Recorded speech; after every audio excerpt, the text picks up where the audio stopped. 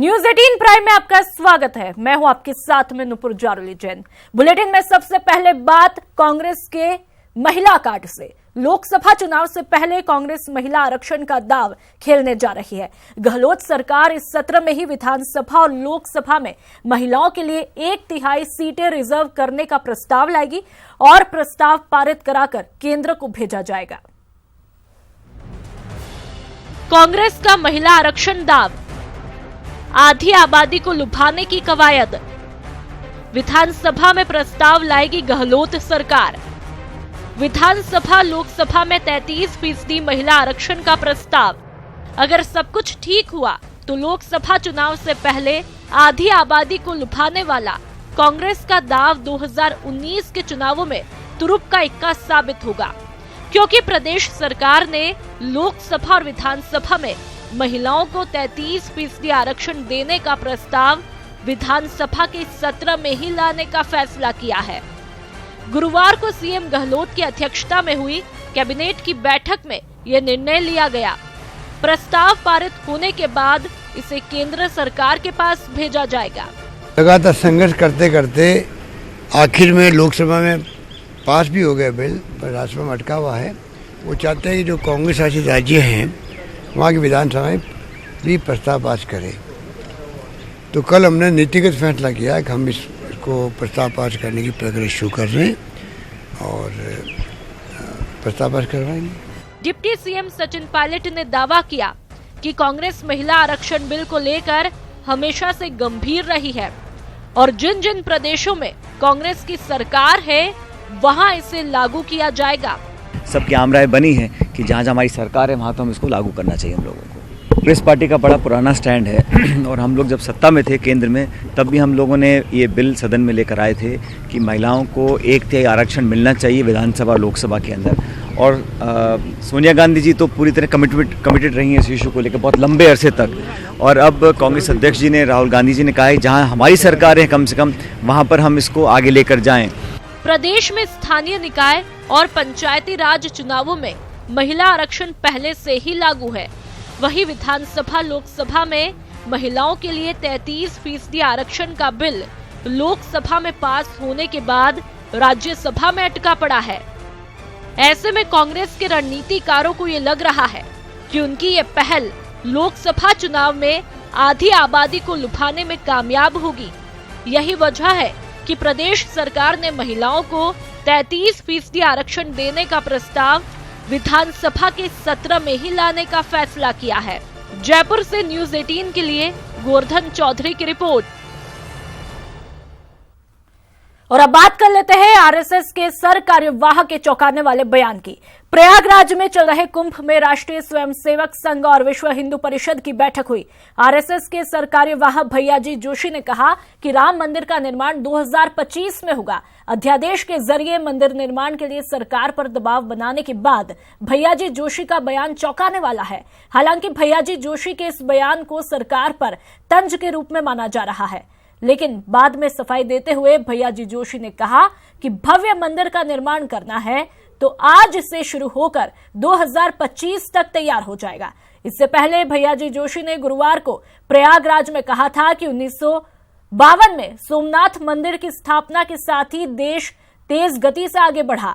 अब 2025 में राम जन्मभूमि के ऊपर मंदिर बनने के बाद देश के विकास की गति तेज होने वाली है।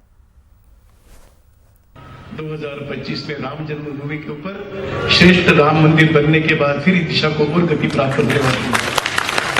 विश्वास राम जन्मभूमि का निर्माण, भव्य मंदिर का निर्माण, ये मंदिरों के एक मंदिर जोड़ने की बात नहीं है। ये राष्ट्र की चेतना का केंद्र है कि मंदिर निर्माण के बाद फिर एक बार देश अगले 150 वर्षों के लिए पूंजी प्राप्त करेगा और आगे बढ़ने वाला देश बनेगा। देखिए, मंदिर बने ये हमारी इच्छा है, 2025 तक पूरा होना चाहिए, ये हमारी इच्छा है। अच्छा, तो सर क्या सरकार को तय करना है। सर आप तो लगातार कई सालों से बात करते मंदिर बनना चाहिए, अब सब 25 तारीख की डेट आ गई सर। और 25 तारीख की शुरू थोड़ी करने की बात की है। आज शुरू होगा तो 5 वर्ष में बनेगा। संघ ने एक बार फिर सरकार और समाज दोनों का आईना दिखाया है। संघ प्रमुख ने एक कार्यक्रम में कहा कि देश को बड़ा बनाना है तो देश के लिए जीना भी होगा। देखिए रिपोर्ट में। कि हम अपना काम ठीक नहीं करते, नहीं तो किसी के साथ युद्ध नहीं तो सीमा पर सैनिक के मरने का कारण नहीं, लेकिन होता है। अब उसको भी ठीक करना है और देश को बड़ा बनाना है तो देश के लिए जीना भी सीखना है। आरएसएस प्रमुख मोहन भागवत का कहना है कि हम लोग ठीक से काम नहीं कर रहे। उनका निशाना सरकार से लेकर समाज तक था और संदेश साफ था कि भारत को महान बनाना है तो देश के लिए जीना होगा। कारण है कि हम अपना काम ठीक नहीं करते,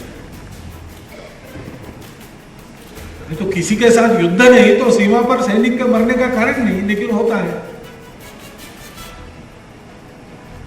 अब उसको भी ठीक करना है और देश को बड़ा बनाना है तो देश के लिए जीना भी सीखना पड़ेगा। महाराष्ट्र के नागपुर में प्रहार समाज जागृति संस्था के रजत जयंती समारोह में आरएसएस चीफ मोहन भागवत ने देश में विकास की रफ्तार को लेकर चिंता जताई। साथ ही कहा कि समाज में देश के टुकड़े करने वाले बयान देने वालों के भी समर्थक हैं, जो समाज के लिए सबसे बड़ी चुनौती है। कि जैसा हमको आगे बढ़ना चाहिए वैसा हम आगे नहीं बढ़ रहे। विकास की प्रगति की बात थोड़ी बाजू भी रखी तो भी अभी भी हम ये तय नहीं कर पाए कि हमारा देश क्या है, हमारा एक देश है कि नहीं है। और हमारे देश में देश का टुकड़ा हो ऐसी घोषणा करने वाले लोगों के भी पक्षधर लोग मिलते हैं। भागवत यही नहीं रुके, उन्होंने सरकार के कामकाज को लेकर भी सवाल दागे। भागवत ने कहा कि सीमा पर युद्ध नहीं है, फिर भी भारत का जवान शहीद हो रहा है। मतलब साफ है कि हम अपना काम ठीक से नहीं कर रहे हैं। अपने यहाँ पर युद्ध नहीं तो भी शहीदियां होती है, इसका कारण है कि हम अपना काम ठीक नहीं करते। नहीं तो किसी के साथ युद्ध नहीं तो सीमा पर सैनिक के मरने का कारण नहीं, लेकिन होता है। भागवत ने कहा कि सीमा पर जवान शहीद ना हो और देश में विकास की रफ्तार मिले, इसके लिए हम सभी को देश के लिए जीना सीखना होगा और देश को महान बनाने के लिए कदम उठाने होंगे। कि देश को बड़ा बनाने के लिए उद्यम करना पड़ता है, परिश्रम करना पड़ता है, सतत करना पड़ता है और सबको करना पड़ता है। अपने देश को बड़ा बनाना ये ठेके पर देने का काम नहीं है। आरएसएस चीफ मोहन भागवत के बयानों ने सियासी गलियारों में चर्चा बढ़ा दी है और विरोधियों को सरकार के खिलाफ बोलने का एक और मौका दे दिया है। लेकिन भागवत का यह संदेश सरकार के साथ समाज के लिए भी था। Bureau report, news 18 network.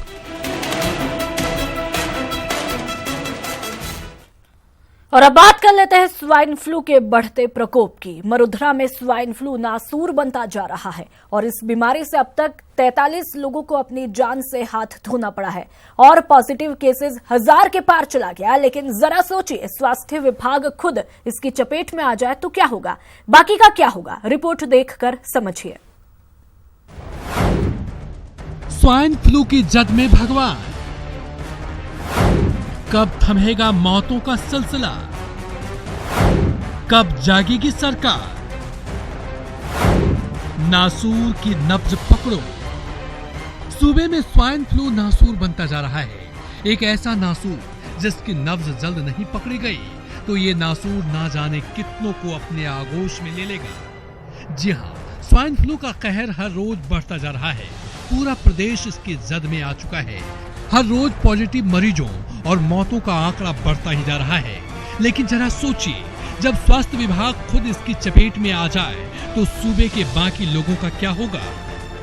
जी हाँ, राज्य के कावड़िया अस्पताल के अध्यक्ष स्वाइन फ्लू पॉजिटिव पाए गए हैं।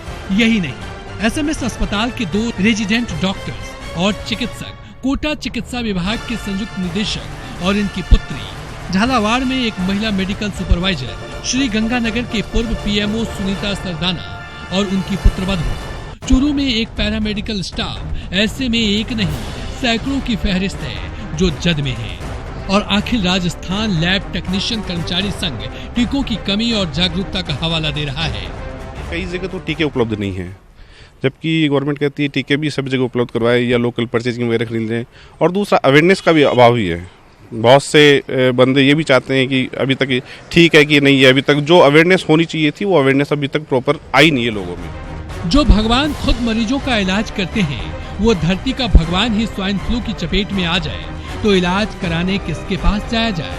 ऊपर से स्वास्थ्य विभाग की टीकों का दुहा है कि प्रदेश में चिकित्सकों को टीका लगाया जा रहा है, जिसके बचाव की अवधि 1 साल की होती है।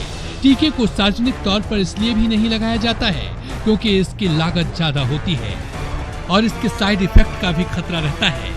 ऐसे में पूरी जानकारी देने के बाद ही स्टाफ को टीका लगवाने के लिए कहा जाता है। वैक्सीनेशन की जो गाइडलाइन भारत सरकार से आई हुई हैं वो सब जगह डिस्ट्रीब्यूट की गई हैं और सब जगह ये MRS से जो वही कर्मी जो उनके स्वाइन फ्लू के पेशेंट के संपर्क में आते हैं उन्हें लगवाए जाने का प्रावधान भी है। तो अभी इस तरह की कोई कहीं शिकायत प्राप्त नहीं हुई है। सच तो ये मौत का दूसरा नाम स्वाइन, जो पहले सरकार से लेकर जनता को जागरूक होना पड़ेगा और मिलकर इस मौत के वायरस से लड़ना होगा और इसके पांव पसारने से। पूरे प्रदेश में जिस प्रकार से स्वाइन फ्लू का कहर लगातार जारी है, उसे देखते हुए चिकित्सा एवं स्वास्थ्य विभाग के लिए अब यह जरूरी हो गया है कि जो इस मुहिम में जुटे हुए लोग हैं उनकी सुरक्षा के लिए टीके उपलब्ध कराए जाएं। जहां एक और लोकल परचेज की बात कही गई है, वहीं लैब टेक्नीशियंस का कहना है कि जागरूकता के अभाव के चलते भी चिकित्सा कर्मी और चिकित्सक भी लगातार स्वाइन फ्लू के शिकार हो रहे हैं। कैमरा पर्सन विनु के साथ सचिन शर्मा, न्यूज़ 18 जयपुर। और अब बात वाइब्रेंट गुजरात समिट की, जिसके 9वें संस्करण का पीएम मोदी ने उद्घाटन किया। 100 से ज्यादा देशों से आए प्रतिनिधियों को संबोधित करते हुए पीएम ने भारत को निवेश के लिए दुनिया का सबसे बेहतर देश बताया। The mantra of my government has been reform, perform, transform and further perform.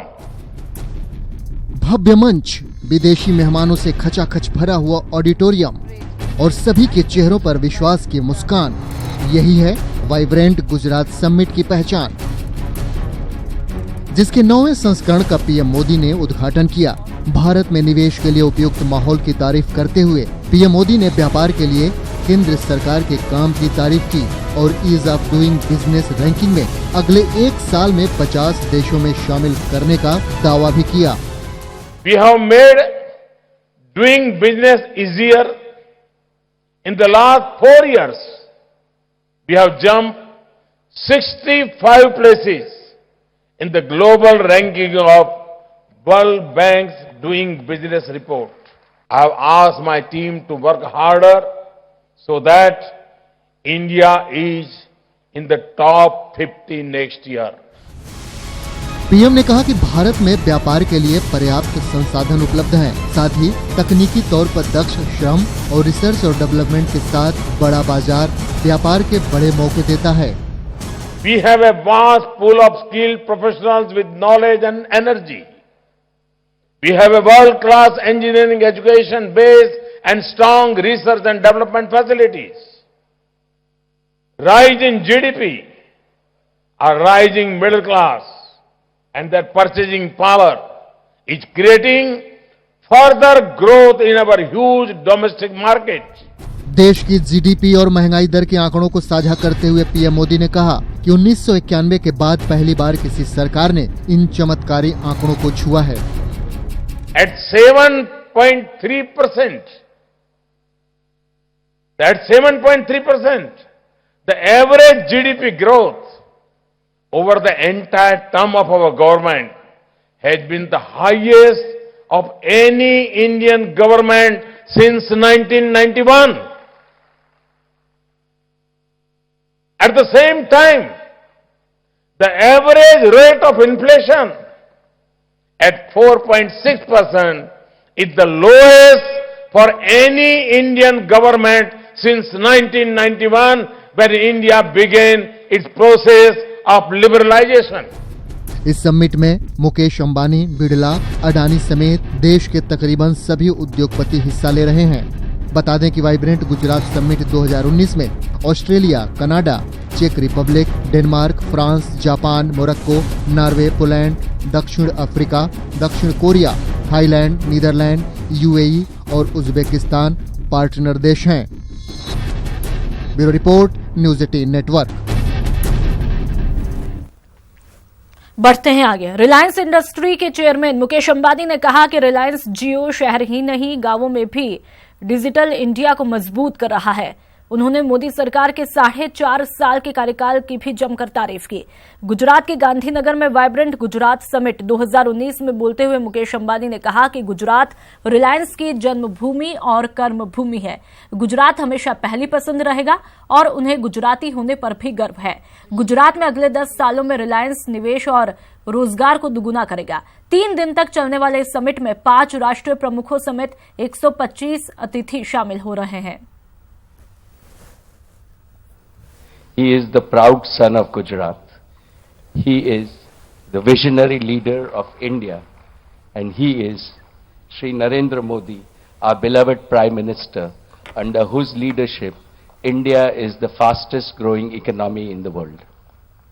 Gujarat is Reliance's Janmabhoomi as well as its Karmabhoomi. Gujarat has always been and will always remain our first choice. At Reliance, our motto is India first, and within India, Gujarat first. For India to succeed in this data-driven revolution, we will have to migrate the control and ownership of Indian data back to India. In other words, Indian wealth back to every Indian. Lok Sabha चुनाव से पहले social media में इन दिनों wire hashtag 10 year challenge का सियासी सुरूर छाने लगा है और इसी सुरूर में कांग्रेस और बीजेपी आपस में भिड़ गई है। ये इंडियन पॉलिटिक्स का हैशटैग चैलेंज है। सोशल मीडिया में इन दिनों जिसे देखो वही हैशटैग 10 ईयर्स चैलेंज में व्यस्त है। आम लोग हों या हॉलीवुड या बॉलीवुड के एक्टर या फिर अलग अलग खेलों के प्लेयर्स, सब के सब लगे पड़े हैं हैशटैग 10 ईयर्स चैलेंज को पूरा करने में। कोई अपनी ही नई पुरानी तस्वीरें लगा रहा है तो कोई नई पुरानी तस्वीरों के जरिए किसी को मुंह चिढ़ा रहा है। सोशल मीडिया में चल रहे इसी हैशटैग चैलेंज के स्यापा में अब सियासी लोग भी कूद पड़े हैं।